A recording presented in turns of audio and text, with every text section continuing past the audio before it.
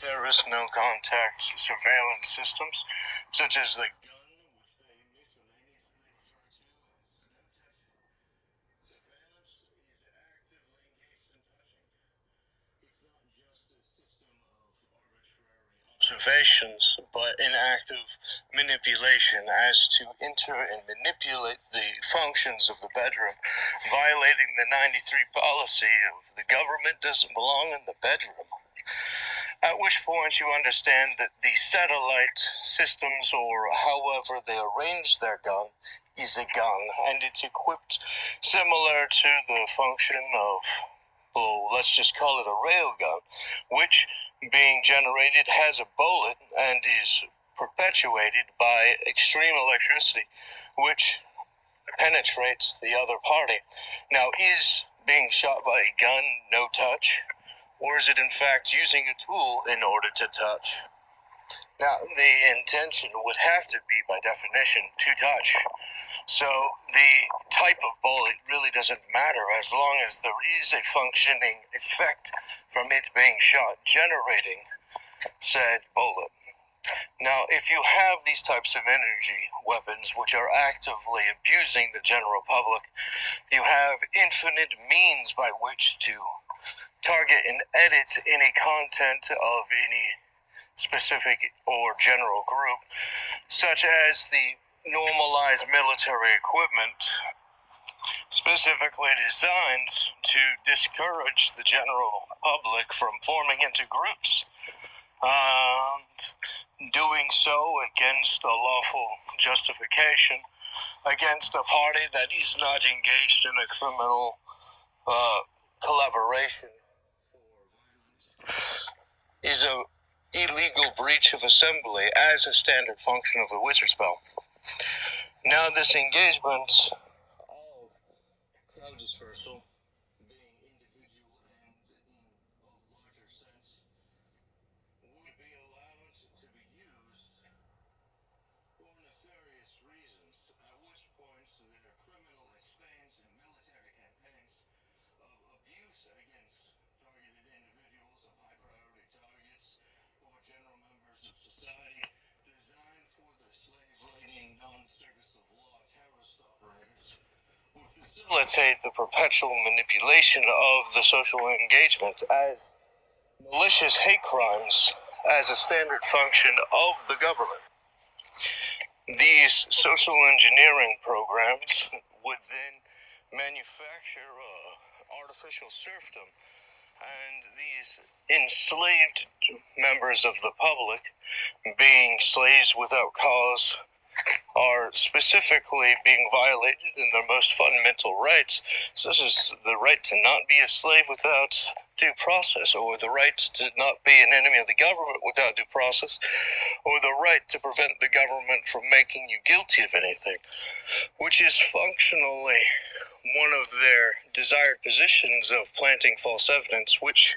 seems to be a standard operating procedure for the money grabbers, at which points the distribution of active ticket sales frequents the alternative to the legal market. Now, their active application of these manipulations of defrauding the government puts us into a precarious weakness, as the American civilians are the enemy of the Confederate terrorists, who, having reached inside the government, are using the powers of the government to engage in Confederate operations against the American government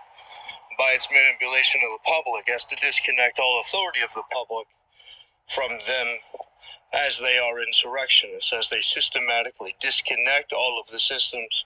from themselves, they then enjoy the advantages of Nazi wizardry. And the Nazi wizardry has these special terrorist operating cells, which, being in a complicated arrangement, would be highly expensive to process through, and being overly complicated as to be unreasonable, would not have a functioning remedy, as they are the objective of the policy or custom without reason is to engage in non-retaliated against offenses, as the government engages in its perpetual spoiling of the general public, and that's not a good kind of spoiling. That's I conducted a war raid against you, and I spoiled all your stuff and took your wives, and now you're poor and naked and you don't have your girlfriend.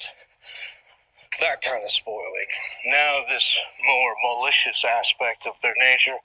and desirable objectives facilitates the recentering of all resources, which actively engages in the gulags and wizards' circles, which manufacture their compliance with the betrayal of their old society, which they were stolen from, and receiving exponential abuses, are then to be made to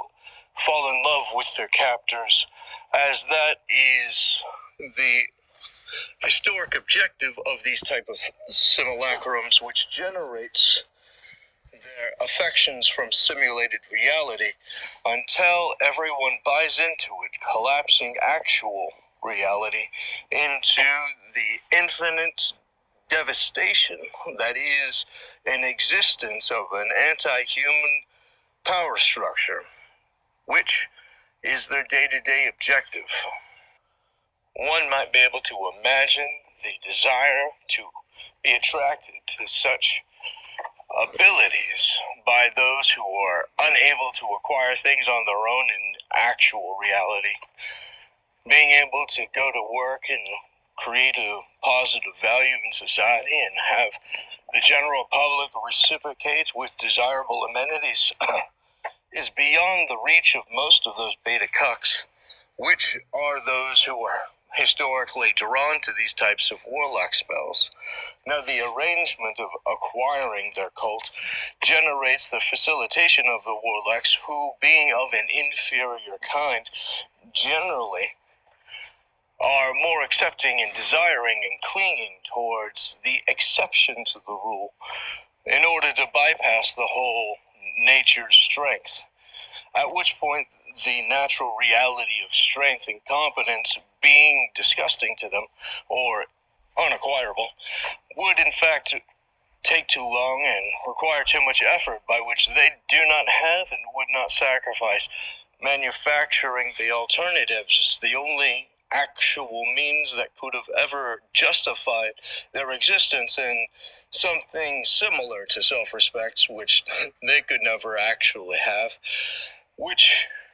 that respect being wasted on them is a complete and total clusterfuck.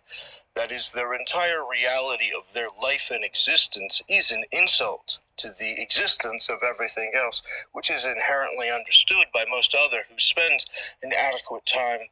to investigate the realities of their inferiority. Now, the distractions of the tail shaking the head actively proves the normalized reality. So the thing that they are guilty of under the Hegelian dialectic facilitates their ability to gen up the offense that they want to participate in